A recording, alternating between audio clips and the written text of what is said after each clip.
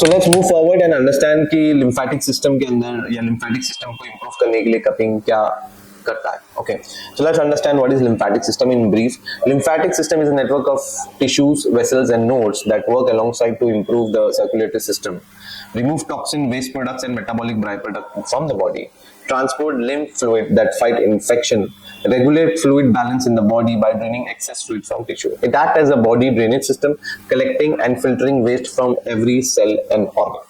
तो lymphatic system का basically काम ही होता है कि जो टॉक्सिन आते हैं उसको फिल्टर करें, लिम्फ का जो फ्लूइड है जो एक्चुअल में इन्फेक्शन से लड़ता है वो उसका फ्लो प्रॉपर्ली रखें.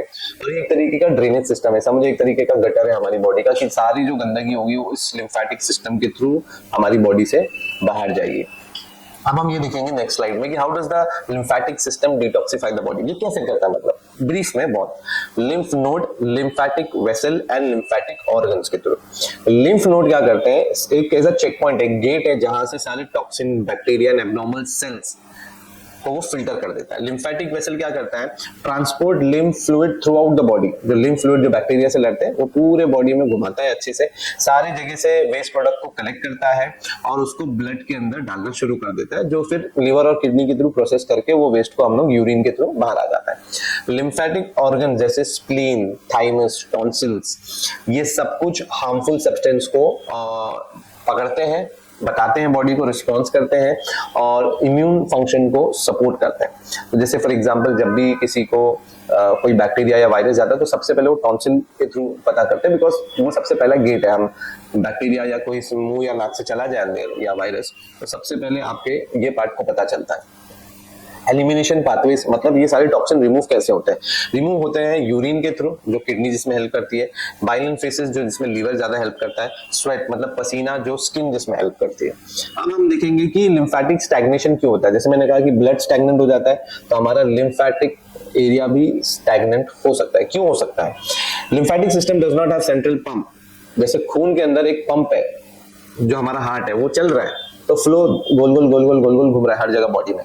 पर लिम्फेटिक सिस्टम के पास कोई हार्ट नहीं है, पंपिंग नहीं है उसकी, तो उसका फ्लो उतना फास्ट नहीं है जितना ब्लड का है. So it relies on muscle contraction movement and external pressure to keep fluid flowing.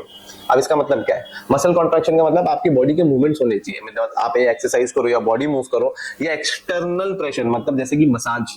इसके लिए आप देखेंगे कि मसाज जब आप करते हैं तो आपको रिलैक्स फील होता है, बॉडी से टॉक्सिन निकलते हैं. हम मूविंग कपिंग करते हैं, फेशियल कपिंग करते हैं, तो हम कहते हैं ना कि मूविंग कपिंग जब हम करते हैं तो यहाँ पे लिम्फेटिक ड्रेनेज है, तो लिम्फ के फ्लो को हम बढ़ा ले ताकि यहाँ की पूरी टॉक्सिसिटी निकल जाए. इसके लिए आप देखेंगे कि एक्ने, पिंपल्स या चेहरे को आपको अच्छा करना हो तो आपको फेशियल कपिंग करना चाहिए. कॉमन कॉजेज क्यों, क्या ऐसा कॉजेज है जिसकी वजह से लिम्फेटिक स्टैग्नेशन होता है. फर्स्ट इज सेडेंटरी लाइफस्टाइल या लैक ऑफ एक्सरसाइज, मतलब बस बैठे हैं, काम कर नहीं रहे, मूवमेंट्स वगैरह नहीं है. पुअर पोस्चर है, बैठने का तरीका नहीं है, 8-8, 10-10 घंटा बैठे रहे पर वो बैठने का सही तरीका नहीं है. चेयर शायद बराबर नहीं है, ठीक है. क्रॉनिक इन्फ्लेमेशन है, इलनेस है, पेन है, इलनेस है, उसके वजह से आप बाहर नहीं जा सकते हो, मूवमेंट नहीं कर सकते हो, और बहुत ज्यादा प्रोसेस्ड फूड खाते हो या पॉल्यूटेड एरिया में रहते हो, तो ये सब लिम्फेटिक जो फ्लो है उसको स्टैग्नेंट कर देता है, मतलब लिम्फ को भी वो स्टैग्नेंट कर देता है. साइन ऑफ लिम्फेटिक स्टैग्नेशन, मतलब कैसे पता चलेगा कि हमारी बॉडी में लिम्फेटिक जो हमारा लिम्फ है स्टैग्नेंट हो चुका है. स्वेलिंग होगी, particularly in the hands and the feet. Persistent fatigue और ब्रेन फॉग. क्रॉनिक इन्फेक्शन होगा, इम्यून सिस्टम वीक हो जाएगा. पफिनेस समझते हैं आप, ऐसा आप अपने थाइस पे या काफ मसल पे या पैरों पर अगर ऐसा हाथ रखें ऐसे, तो वो अंदर ही जब जाएगा उसको ऊपर आने टाइम लगेगा. तो ये सब इसका मतलब है कि ये आपका जो लिम्फेटिक सिस्टम है वो कॉम्प्रोमाइज हो चुका है, वो स्टैग्नेंट हो चुका है. हिजामा कैसे वर्क करता है, how hijama moves the lymphatic system. So lymphatic drainage through suction. The suction created by cups pulling liquid towards the surface of the skin. This stimulates lymphatic vessel to drain excess fluid and toxin more efficiently. तो जब हम suction लगाते हैं, जैसे मैंने बताया, जैसे हम सक्शन लगाते हैं और जब उसको मूवमेंट देते हैं तो हमारी बॉडी में बहुत ज्यादा लिम्फेटिक नोड्स है, लिम्फेटिक वेसल है, तो जिधर जिधर आप मूवमेंट दोगे, जैसे मैंने बताया था चेहरे पे हम लोग ऐसे मूवमेंट देते हैं, शोल्डर पे हम लोग राउंड राउंड देते हैं, जहां मसल है उसके हिसाब से हम मूवमेंट देते हैं, तो वहां के सारे lymphatic vessels, lymphatic nodes active हो जाते हैं और वहां से सारे लिम्फेटिक, जो जैसे ब्लड का फ्लो बढ़ता है वैसे लिम्फ का भी फ्लो बढ़ना शुरू हो जाता है. Removal of stagnant toxin. Hijama physically removes cellular debris, inflammatory cytokines and stagnant fluid, reducing the burden on the lymphatic system. तो जैसे ब्लड रिमूव होता है वैसे लिम्फ भी स्टैग्नेंट लिम्फ भी रिमूव हो जाता है, जिसके अंदर हम लोगों ने कहा सेलुलर डेब्रिस मतलब जो सेल के कचरे हैं वो भी निकल जाते हैं। इन्फ्लेमेटरी साइटोकाइन एक प्रोटीन है जिसके वजह से इन्फ्लेमेशन होता है वो भी निकल जाते हैं। Activation of lymph nodes, cups placed near lymph node areas like neck, armpit and groin promote faster lymph drainage, improving immune defense and detoxification। तो जैसे मैंने कहा कि नेक के पास, आर्मपिट के पास, ग्रोइन एरिया के पास आप अगर वहां कप प्लेस करोगे या कप के मूवमेंट दोगे तो वहां बहुत अच्छा रिजल्ट आपको मिलता है, क्योंकि जो लिम्फेटिक डिफेंस जो सिस्टम है पूरा वो एक्टिव हो जाता है। इंप्रूव सर्कुलेशन, जैसे मैंने कहा कि by increasing local blood flow हिजामा helps the lymphatic system collect and transport waste more efficiently. तो हिजामा इसीलिए लिम्फेटिक सिस्टम में हमें हेल्प करता है। Why hijama is unique for lymphatic health. अब ऐसे तो बहुत मसाज से भी हो जाएगा, ऐसा नहीं है कि सिर्फ हिजामा से होगा या कपिंग से होगा, पर हिजामा क्यों यूनिक है, इसमें क्या डिफरेंस है वो इसमें हम बता रहे हैं। अनलाइक अदर डिटॉक्स मेथड, हिजामा combines suction stimulation to mobilise lymph flow. जैसे मैंने कहा कि सक्शन लगाते हैं हम लोग, तो सक्शन का जो स्टिमुलेशन है स्किन पे भी पड़ता है और वो स्किन का डर्माटोम जिस ऑर्गन से जुड़ा हुआ है वो भी स्टिमुलेट होता है। मतलब एक रिसर्च के हिसाब से हमारी बॉडी की जो स्किन है उसके जो डर्माटोम्स होते हैं वो डर्माटोम किसी ना किसी ऑर्गन से जुड़े होते हैं और ये हर इंसान में अलग अलग जगह पे होते हैं। तो हम जिस जगह पे सक्शन रख रहे हैं उस जगह का जो ऑर्गन स्टिमुलेट होता है वो भी स्टिमुलेट होता है, ठीक है। एक direct removal of stagnant fluid bypassing overwork और organs like the liver and the kidneys. जैसे मैंने कहा कि जो हमारे कैपिलरीज में जो टॉक्सिन है वो ऐसा नहीं है कि हिजामा करेंगे तो नहीं निकलते, वो निकलेंगे, लीवर और किडनी के थ्रू निकलते हैं। पर जब हम उसको हिजामा के थ्रू निकालते हैं तो हम एक्चुअल में क्या कर रहे हैं, हम लीवर, किडनी, लंग्स इन सब का लोड कम कर रहे हैं। जब हम उनका लोड कम करेंगे तो उनकी एफिशिएंसी बढ़ जाती है। It's like we are delegating, हम लोग अपना काम डेलीगेट कर रहे हैं हिजामा को ताकि ऑर्गन्स अपने काम में एफिशिएंट रह जाए। Localise target of lymph node areas which accelerates waste clearance. जैसे कहा कि लिम्फ के जो नोड अगर आप उसको एक्टिव कर दो तो वो ज्यादा प्रमोट करेंगे वेस्ट के क्लियरेंस को। मैंने इसको लेकर जो मैंने बातें कही थी लिम्फेटिक सिस्टम को लेकर, ये 2018 में एक पब्लिश हुई थी इसकी research, journal of traditional and complementary medicine found that wet cupping improves micro circulation and stimulate the lymphatic system, aiding in detoxification and reducing systemic inflammation। तो इसके जो रिसर्चेज है मैंने लिंक में दिया है और डिस्क्रिप्शन में भी डाला है, वहां पे भी जाके इसको चेक कर सकते हैं। हिजामा roles in reducing inflammation. Inflammation किसको कहते हैं? What is inflammation? इन्फ्लेमेशन दो टाइप के होते हैं, एक है अक्यूट इन्फ्लेमेशन और एक है chronic inflammation. A short term response to injury और infection characterised by redness, swelling, heat and pain. तो ये अक्यूट इन्फ्लेमेशन होता है जब हमको चोट लग जाती है या हम लोगों को मार लग जाती है तो जो स्वेलिंग आती है, जो रेडनेस आ जाती है, इसको हम लोग कहते हैं अक्यूट इन्फ्लेमेशन। क्रॉनिक इन्फ्लेमेशन किसको कहते हैं? जो ज्यादा लंबे टाइम तक रहती है।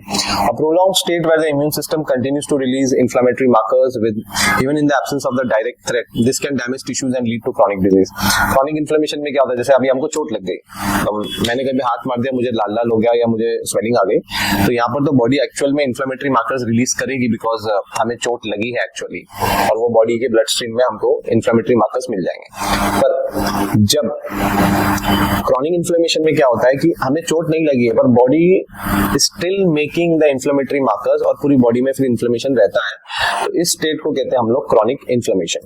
मार्कर ऑफ इन्फ्लेमेशन, मतलब इन्फ्लेमेशन के मार्कर्स, जो मैं बार बार बोल रहा हूं इन्फ्लेमेशन मार्कर्स ये होते क्या है, तो फर्स्ट इज साइटोकाइन। साइटोकाइन क्या होता है? Proteins that regulate the immune response such as TNF alpha, IL-6 and IL-1। तो साइटोकाइन एक प्रोटीन है जो रेगुलेट करता है इम्यून रिस्पांसेस को, जैसे मैंने कहा IL-6, TNF अल्फा, जो जिसकी बॉडी में ज्यादा होता है, ये ओबेसिटी, मोटापन का शिकार होते हैं, कार्डियोवैस्कुलर डिजीजेस के शिकार होते हैं, डायबिटीज के शिकार होते हैं। सेकंड है prostaglandins, lipids compounds involved in pen and swelling. तो ये एक कंपाउंड होते हैं, लिपिड्स के कंपाउंड होते हैं जो एक्चुअल में इन्वॉल्व होते हैं पेन और स्वेलिंग के अंदर, तो ये भी इन्फ्लेमेशन के मार्कर्स हैं। और थर्ड है free radicals, unstable molecules that causes oxidative stress worsening inflammation. Free radicals का मतलब हमारी बॉडी में ऐसे मॉलिक्यूल्स है जो अनस्टेबल है, वो घूमते रहते हैं इधर उधर इधर उधर इधर उधर। इसके लिए आप लोगों को देखेंगे ना, अभी बहुत ज्यादा एंटीऑक्सीडेंट लोग लेना शुरू करते हैं जिसकी वजह से इन्फ्लेमेशन कम होती है। तो फ्री रेडिकल्स की वजह, अगर आपकी बॉडी में साइटोकाइन है, अगर आपकी बॉडी में फ्री रेडिकल्स हैं, अगर आपकी बॉडी में ऐसे लिपिड कंपाउंड्स हैं जिसकी वजह से पेन और स्वेलिंग होती है, तो आप समझ जाना कि आप लंबे टाइम से क्रॉनिक इन्फ्लेमेशन में अब हो सकता है कि आपको डायबिटीज हो सकता है कि आपको हार्ट के इश्यूज हो सकता है कि आपको कांस्टेंट क्रॉनिक पेन होता हो बैक में, शोल्डर्स में, कहीं पर भी, या आप इमोशनली बहुत ड्रेन हो चुके हो, वहां पर भी ये रिलीज हो जाता है, ठीक है। सो इन्फ्लेमेशन को पहले समझना जरूरी है, क्योंकि मोस्टली बीमारियों के अंदर सबसे ज्यादा जो बीमारियां होती है उसके अंदर सबसे बड़ा प्रॉब्लम इन्फ्लेमेशन का ही होता है। बॉडी में अगर हमारे सेल्स इन्फ्लेम्ड हो गए फॉर एनी रीजन और वो लंबे टाइम तक रहे, तो आप एक क्रॉनिक डिजीजेस में, इलनेस में फंस जाओगे। How hijama reduces inflammation. अब हिजामा का क्या रोल है, हिजामा कैसे उस इन्फ्लेमेशन को रिड्यूस करता है। Let's see. Physical removal of inflammatory by products. हिजामा creates suction, drawing out stagnant blood, cellular waste and inflammatory by products from the tissues. Studies have shown that wet cupping reduces the level of pro-inflammatory cytokines like TNF-alpha and IL-6. The process physically removes compounds like free radicals, uric acid and heavy metals, all of which contributes to inflammation. तो पहले क्या है कि भाई जब हम हिजामा को cut करते हैं, जैसे है ना, हमने कट किया, कट करने पे जो खून आया उसको, वो उस खून को लेकर जो टेस्टिंग हुई, उस टेस्ट में उस खून में ये पता चला कि वहां पर pro-inflammatory cytokines TNF-alpha, IL-6, IL-1 ये सब निकलता है, फ्री रेडिकल्स मिलते हैं, यूरिक एसिड निकलता है और हैवी मेटल्स, ये सब इन्फ्लेमेशन में आता है। तो इसीलिए हम बोलते हैं कि हिजामा से गंदा खून बाहर आता है, टॉक्सिन बाहर निकलते हैं। ये स्टडी उस बात का प्रूफ है। Second, improved blood circulation. By enhancing blood flow to the affected area, hijama drive fresh oxygen rich blood that promotes healing and reduce localized inflammation. अब ऑब्वियसली जब वहां पे हमने हिजामा किया, खून को निकाल दिया, अब नया खून आएगा तो ऑक्सीजन ज्यादा आ गया उस ब्लड में, उस एरिया में, और वहां पे अगर कोई इन्फ्लेमेशन था वो धीरे धीरे अब रिड्यूस होना शुरू हो जाएगा। Improve circulation also helps to flush out metabolic waste product that would otherwise contribute to inflammation. अब क्योंकि सर्कुलेशन इंप्रूव हो गया है तो जो मेटाबॉलिक वेस्ट अगर वहां रहता तो इन्फ्लेमेशन बढ़ता, अब वो भी निकल गया वहां से। अब सर्कुलेशन अच्छा है, जो आप ब्लड में अच्छी चीजें खा रहे हो वो आपके ब्लड में, और वो ब्लड अब आपके ये नए सेल्स हैं जहाँ पे आपने हिजामा किया है वहां पर ये आ जाएगा। Third point is reduction of oxidative stress. Hijama helps to neutralize free radicals by stimulating the production of antioxidant such as glutathione. This reduces oxidative stress, which is major driver of chronic inflammation. जैसे मैंने कहा कि inflammation के markers में से एक है free radicals. अब फ्री रेडिकल्स को निकालने के लिए हम लोग को एंटीऑक्सीडेंट लगेंगे। अब जब हम हिजामा करते हैं तो हमारी बॉडी में ना हार्मोनल चेंजेस होते हैं। जैसे हम हेड में हिजामा करते हैं तो हार्मोनल चेंजेस होते हैं, बैक में सुन्ना पॉइंट जिसको कहते हैं वो एनर्जी पॉइंट है, वहां पर अगर हम हिजामा करेंगे तो हार्मोनल चेंजेस होते हैं। तो हमारी बॉडी में जैसे एक हार्मोन है जिसको हम कहते हैं ग्लूटाथियोन, जो अभी फेमस है, जो लोग स्किन व्हाइटनिंग के लिए लेते हैं। तो ग्लूटाथियोन बाय डिफॉल्ट हमारी बॉडी बनाती है, एक केमिकल है जो हमारी बॉडी खुद बनाती है। जब हम हिजामा करते हैं तो ग्लूटाथियोन रिलीज होता है, जिसकी वजह से ये फ्री रेडिकल्स, एंटीऑक्सीडेंट इसको मिल जाता है और ये फ्री रेडिकल्स हट जाते हैं। तो ये हट गए मतलब आपका इन्फ्लेमेशन बॉडी में कम हो गया। Regulation of the immune system. Hijama modulates the immune response by reducing hyperactive immune activity, which can exacerbate chronic inflammation. It helps restore balance to the immune system, reducing autoimmune attacks on healthy tissues. Hijama क्या करता है, आपके immune system को regulate करता है। इसको अगर short में बताऊं तो आपकी immunity बढ़ती है, और एक कंडीशन होती है मेडिकल में जिसको हम कहते हैं autoimmune disorder। तो अगर आप रेगुलर हिजामा कर रहे हो या आपको autoimmune disorder है, जिसमें मेडिकल स्ट्रीम ये कहती है कि ऑटो इम्यून डिसऑर्डर क्यों होती है वो उनको ये नहीं पता, अभी तक रिसर्चेस नहीं हुए। और ऑटो इम्यून डिसऑर्डर के केस में उनका ये भी मानना है कि ये रिवर्स नहीं होता है, पर हमने ऐसे केसेस देखे हैं जहां पर ऑटो इम्यून कंडीशन हिजामा जब उनको मिला तो वो रिवर्स होना भी शुरू हुआ। बिकॉज अभी तक मेडिकल जो रिसर्चेस मेरे इल्म के हिसाब से कि अगर आपका ऑटो इम्यून डिसऑर्डर है तो वो कम नहीं हो सकता, उसको हम एक पर्टिकुलर टाइम तक रोक के रख सकते हैं, आगे नहीं बढ़ने दे सकते पर पीछे नहीं जा सकता है। पर हमने ऐसे कंडीशंस में देखे, खुद हिजामा किया है कि ऐसे लोगों को जिनको ऑटो इम्यून डिसऑर्डर है वहां से वो जहां पर भी होते हैं उसके पीछे मतलब वो उसके रिवर्स आना भी शुरू हुए हैं। Fifth is activation of lymphatic system. तो ये मैंने इसके पहले वाले इसमें बता दिया था कि हम लोग जब हिजामा करते हैं तो लिम्फेटिक सिस्टम पूरा एक्टिव हो जाता है, और उस लिम्फेटिक स्टैग्नेंट जब वो रिमूव हो जाता है तो हम बॉडी में इन्फ्लेमेशन धीरे धीरे कम हो सकता है। अब नेक्स्ट आते हैं साइंटिफिक एविडेंस सपोर्टिंग हिजामा एंटी इन्फ्लेमेटरी इफेक्ट। अब ये जब जो हमने बातें की है इसका साइंस क्या है, इसका प्रूफ क्या है। तो सबसे पहले एक स्टडी हुई थी कपिंग एंड साइटोकाइन, जब मैं बोल रहा हूँ एंटी इन्फ्लेमेटरी मार्कर्स के बारे में, तो ये जो स्टडी हुई थी 2018 में, complementary therapies in medicine found that wet cupping therapy significantly reduced levels of TNF alpha and IL-6, both key markers of inflammation in patient with chronic pain। तो ये एक स्टडी है, इसकी लिंक मैंने डिस्क्रिप्शन भी दी है, आप जाकर दे सकते हैं। ऑक्सीडेटिव स्ट्रेस रिडक्शन, जो मैंने कहा कि फ्री रेडिकल्स कम होते हैं, तो उसका कंक्लूजन क्या था उस स्टडी का? हिजामा decreases oxidative stress by lowering malondialdehyde, that is called MDA, a marker of free radical damage. जो मैंने कहा था कि ग्लूटाथियोन रिलीज हो जाता है बॉडी में, हार्मोनल चेंजेस होते हैं, तो जिससे ऑक्सीडेटिव स्ट्रेस बॉडी का रिड्यूस हो जाता है। तो ये 2019 की स्टडी है, इसका भी लिंक हमने दे दिया है।